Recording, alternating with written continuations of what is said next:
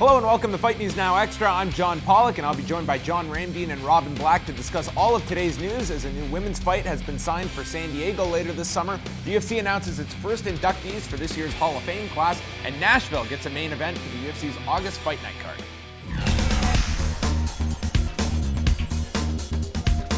The UFC announced their first set of inductees for this year's Hall of Fame class. In the contributors category, they will be inducting the late Jeff Blatnick, who won a gold medal at the 1984 Olympic Games in Greco-Roman wrestling and will work for the UFC from 1994 through 2001. Blatnick was one of the key people that helped get the sport regulated in New Jersey in 2000, along with the introduction of the unified rules. The UFC has also announced that they will be inducting the Matt Hughes versus Frank Trigg rematch from UFC 52 in April of 2005 into the fight category. The induction ceremony will take place on Saturday, July 11th during International Fight Week. The UFC is going to be returning to Nashville, Tennessee on Saturday, August the 8th with a light heavyweight main event scheduled between Ovince St. Preux and Glover Teixeira. The news was made on UFC Tonight with OSP coming into this fight with 2 consecutive victories over Mauricio Shogun Rua and Patrick Cummins. Teixeira was scheduled to fight Alexander Gustafsson next month, but Gustafsson was injured and Teixeira has since been moved to the Nashville card. And Ariel Helwani reported on UFC Tonight that a women's bantamweight fight is set for Wednesday, July the 15th in San Diego, California, with Holly Holm returning to the octagon to take on Marion Renault. Holm is undefeated and made her UFC debut earlier this year, defeating Raquel Pennington at UFC 184, while Renault is unbeaten inside of the UFC with wins over Alexis Dufresne and Jessica Andrade. This coming Saturday night, we are live at 7 p.m. Eastern Time for our UFC 187 pre-fight show. John Ramdeen, Robin Black, and myself getting you set for the card from Las Vegas. And then immediately after the main event, we will be live again, running through the entire show and presenting the post-fight press conference from Las Vegas. Here with John Ramdeen and Robin Black, 27-year-old John Ramdeen. People were actually doubting that online afterwards. Come on, give me a Does he have to pull out his birth certificate? If he does, I think that it might show something different.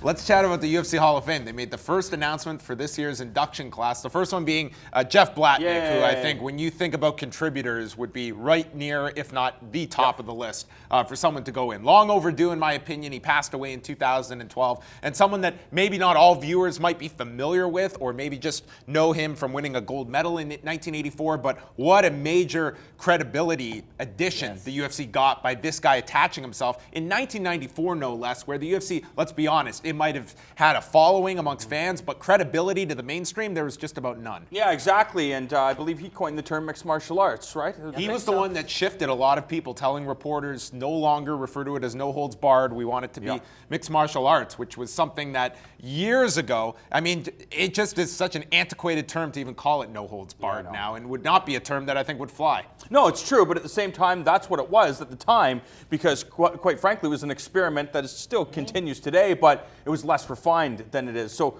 you know, everybody's just trying to figure this global experiment, obviously with the jiu-jitsu guys, and then into the wrestlers, then into the kickboxers, and then everybody had the same skill set. And Jeff Blatnick, he just had an understanding. He was trying to educate the masses, and he was one of the first guys to absolutely do that. Yeah, and there was in that time, and if you watch Fight Network a fair bit, we've got Classic Pancrase and a lot of other of the early formative years of stuff. And it's really cool. You look back at Blatnick and a lot of other guys, there was a world of people who were like, this isn't barbaric. This is beautiful. This is fascinating. This is trying to solve the problems of human combat. And it took somebody like that, and it took a term like mixed martial arts, because that's what it is. Even that term, I think there may be one in our future, if we're really open to it, that is even a term beyond that. But the free fighting, the open issue of trying to solve the problem of if he's trained and I'm trained, what is the best way to win in combat? It's a beautiful thing. And you're right, it's a great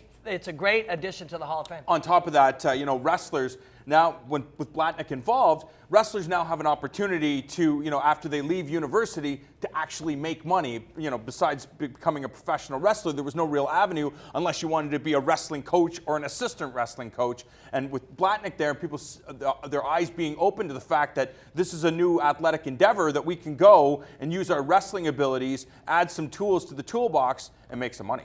Now, also being inducted is the second fight between Matt Hughes and Frank Trigg from UFC 52. Do you guys like the idea of just a singular fight going in? And I think for Forrest Griffin and Stephan Bonnar, I think that makes sense as a fight. I think you look at Stephan Bonnar on his own, probably not Hall of Fame caliber, but that fight, very important, much like this with Matt Hughes and Frank Trigg. True, but Stephan Bonnar, there's a couple other reasons. He was also on that first season of The Ultimate Fighter. He helped create interest. So I can understand why Stephan Bonnar, there could be him in the Hall of Fame outside of that fight. Of course, the fight defined mixed martial arts. It brought so many eyeballs. But talking about Frank Trigg and Matt Hughes, there's been so many great Matt Hughes fights, and you look at the fact that Frank Trigg was a legitimate guy, and Matt Hughes coming back from adversity, and just the whole shifting of the tide in that fight. It makes perfect sense. It is one of the greatest of all time. Yeah, and this is all good news. I mean, you look at the Rock and Roll Hall of Fame now, it's a joke. It really is a joke. It's become a way to make money and a way to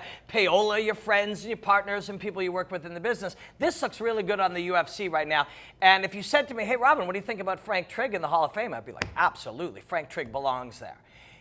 But when you think about it, there's 10 guys like Frank Trigg who belong there, or 15 or 20, people who were a huge building block.